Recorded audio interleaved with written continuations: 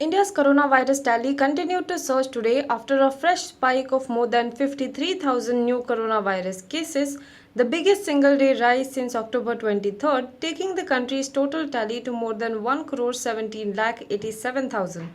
Of the total cases, 1 crore 12 lakh people have recovered, whereas 1,60,000 people have died so far after contracting the virus.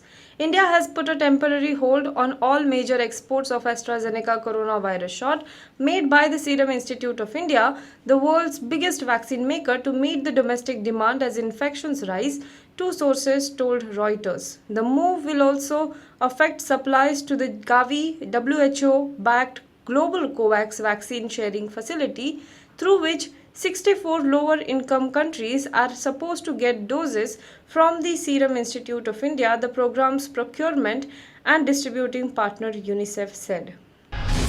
Active Covid-19 cases in Maharashtra could top 3 lakh by April 4th, with Pune district recording the highest number of active infections, that is more than 61,000, followed by Nagpur more than 47,000 and Mumbai more than 32,000, said the state health department.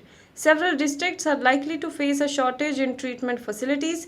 Nagpur and Thane could be among the most affected districts unless they amp up their facilities, it said. The death toll could also rise above 64,000 in next 11 days. Projections of the Public Health Department were based on the current 1% weekly average growth rate of infections, and it has been shared with all the districts in the state.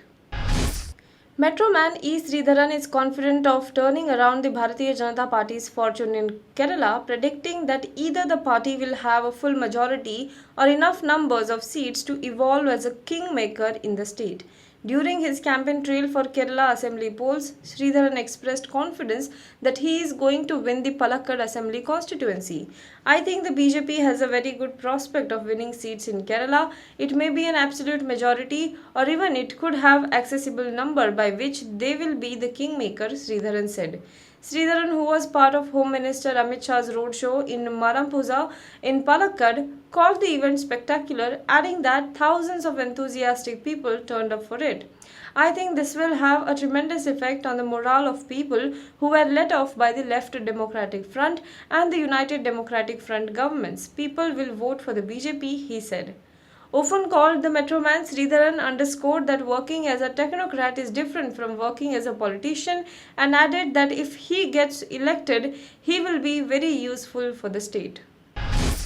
The Rajya Sabha on Wednesday passed the Government of National Capital Territory of Delhi Amendment Bill 2021 despite uproar and walkout from the opposition. The bill, commonly known as the NCT bill, was passed by the Lok Sabha on March 22nd. The bill seeks to give more powers to Delhi Lieutenant Governor in comparison to the elected government. Once the bill becomes an act, it would become mandatory for the Delhi government to take the opinion of the LG before taking any executive action, a move that the Delhi government says will undermine the people's mandate and the elected government of national capital. Apart from this, the bill also makes it clear the government in Delhi means Lieutenant Governor. The bill was passed in Rajya Sabha by a voice vote. However, a division was sought by the opposition when the government moved the bill for consideration. During voting, 83 members were in favour while 45 opposed the bill. The Competition Commission of India has launched an investigation into WhatsApp's new privacy policy, which was already under judicial scrutiny. The antitrust body has taken a prima facie view that Facebook-owned WhatsApp's new policy is in contravention of India's Competition Act through its exploitative and exclusionary conduct in the garb of policy update. It has also asked the Director General to launch an antitrust investigation under Section 26(1) of the Competition Act and submit a report within 60 days.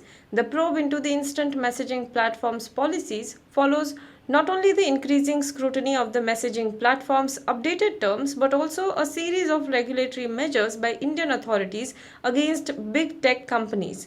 On January 4, WhatsApp's updated policy terms were first announced via an in-app notification to users, asking them to agree to the new terms by February 8 or lose access to their accounts.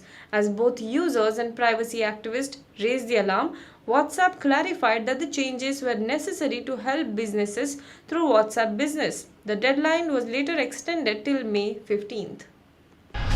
Now be the first to know about the latest updates on our new news app. Go on your Android or iOS, search for HW News Network. Download our app, choose the language you prefer to get updates in, and be up to date with the latest news.